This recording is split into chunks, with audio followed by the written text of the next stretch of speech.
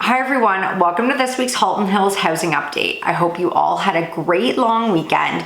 I do think the long weekend might be impacting the numbers that we're seeing this week. It was a super weird and low week last week. That being said, typically Mondays is a big day for reporting sales over the weekend, and with admin staff not being there, it might be skewing why our numbers are a bit lower, but let's take a look.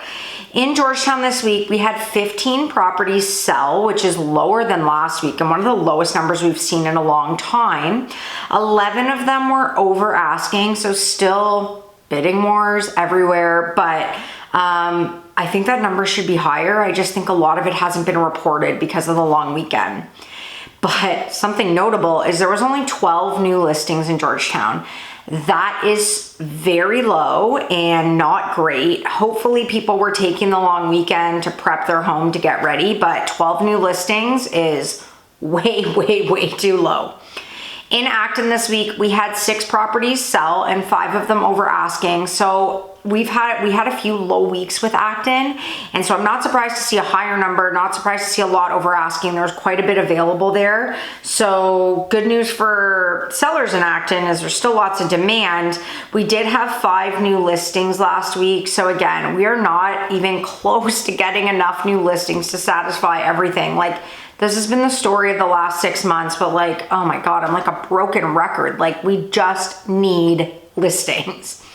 So now looking at Glen Williams, we had 1 property sell and 1 new listing. That listing is like $650,000, which is crazy low for the Glen. I anticipate it will get higher, but if anyone has a lower budget and wants to be in the Glen, take a look at that property. Limehouse had absolutely no activity this week. Rural Market had 1 sale and 3 new listings. So now looking at available inventory, we are back down under the 100. We are at 97 available listings. Like, I just want this number to stay above 100. I want to see like 140 listings again. Like, we just cannot get enough. So back down under 100, 97 new listings, 6 in the sold conditional status, which is the same as last week. In Georgetown this week, back under the 50 mark, we are at 49 active listings, down from 54. So that means our price points are going to be down too. So we're still struggling here. So now looking at our price points, under 700,000 is down to 4 active listings.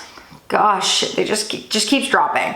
That's down from 6 active listings. 7 to 800,000 is down to 7 active listings from 8. So not a huge drop, and 7 is still like a decent amount in that price point, but I imagine a lot of those probably sold over the weekend.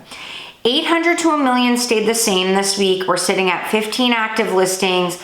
That is definitely a price point where we see a lot come on every week and a lot sell every week. But so 15 is okay. We've been in single digits a lot in that price point, so that's good news. The $1 million+ price point is down slightly this week to 23 active listings from 25. So not a huge drop, definitely up from when we were at single digits. But again, some stuff is just sitting in that price point right now. And then anything that's coming on that's really good, especially under like 1.3, is moving every single week. Now looking at Acton, we are down to 13 active listings there. Lots available under $1 million, good variety. Some of the stuff has been on the market for a little bit, so some options in Acton. In Glen Williams, we are up slightly to 4 active listings. Limehouse remains the same at 6 active listings this week. Again, super high number for Limehouse. And the rural market is continuing to climb this week. We're back up to 25 active listings. The rural market seems to be slowing down in the last 3-4 weeks. We have not seen the same number of sales that we have been seeing like in February and March, even in April. We are seeing more inventory come up in town, so that always is going to correlate to the rural market being a little less busy, but we're definitely feeling a bit of a, I guess you could say, a cool down in the rural market. It just seems like our week-to-week sales are not nearly as high and things are staying on the market a little bit longer there. So if you haven't found exactly what you're looking for in town and your budget is over $1 million, it probably is worth looking in that outskirts of town because there's some really nice listings sitting in the rural market.